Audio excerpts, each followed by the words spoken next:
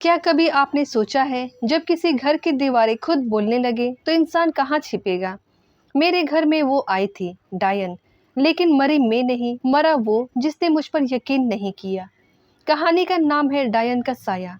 मुख्य किरदार इस प्रकार है। आर्या 18 साल की तेज अकेली लड़की, बहुत तर्कशील, हर चीज को लॉजिक से समझने वाली। नानी गांव में रहती है, डायन की कहानियों पर भरोसा करती है। विवेक आर्या का कजन, मजाक उड़ाने वाला। डायन जो किसी समय इंसान थी पर अब साया बनकर लौट आई है। आर्या शहर से अपने गांव आती है गर्मियों की छुट्टियां बिताने। नानी बार बार चेतावनी देती है, बिटिया रात को पुराने कुएं के पास मत जाना, वहां डायन का साया है। आर्या हंस देती है, नानी अब ये किस जमाने की बातें हैं, मैं साइंस पढ़ती हूँ, भूत वूत कुछ नहीं होता। लेकिन गांव के लोग जब रात में अपने दरवाजे बंद कर लेते हैं तो अंधेरे में कुछ चलता हुआ महसूस होता है। आर्या को भी कभी कभी खिड़की पर किसी के पैरों की आहट सुनाई देती है, उल्टे पैर। एक रात आर्या की दोस्त मिनल गायब हो जाती है।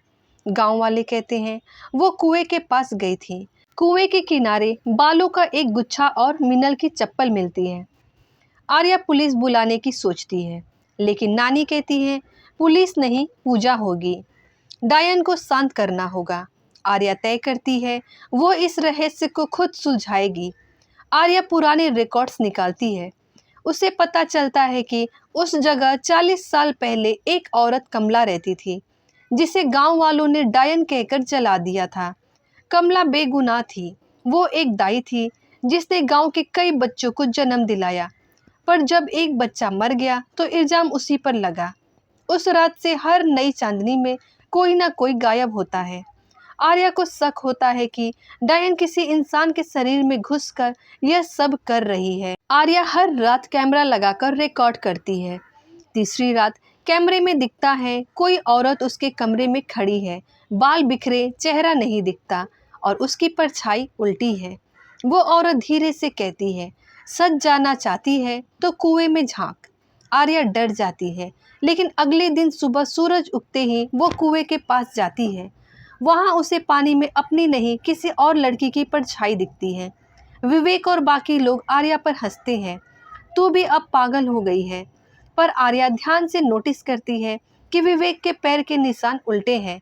वो चिल्लाती है विवेक नहीं, वो डायन है। सबको झटका लगता है, डायन विवेक के शरीर में आ चुकी होती है। वो आर्या पर हमला करती है, लेकिन आर्या नानी के दिए तुलसी और गंगा जल से एक घेरे में खुद को बचा लेती है। वो मंत्र पढ़ती है जिसने झूठे इल्जाम से जलाई औरत को अब सच की रोशनी में जल।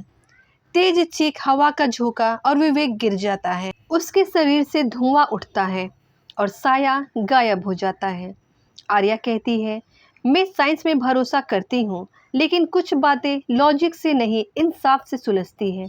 वो गांव में कमला की जगह एक स्मारक बनवाती है, उसके नाम से नहीं उसके सम्मान से। कहानी वहीं खत्म होती है। लेकिन आखिरी सीन में आर्या जब शहर लौट रही होती है, बस की खिड़की पर उल्टे पैर की परछाई 2 सेकंड के लिए दिखती है और म्यूजिक धीरे से गूंजता है। वो साया गया नहीं, बस जगह बदल ली है। तो दोस्तों, क्या आप भी बचपन में डायन की कहानियां सुने हैं? अगर सुने हैं तो कमेंट में जरूर बताएं। कहानी अच्छी लगी हो तो लाइक करें, शेयर करें और साथ ही साथ चैनल पर नए हैं तो चैनल को सब्सक्राइब करना ना भूलें। धन्यवाद।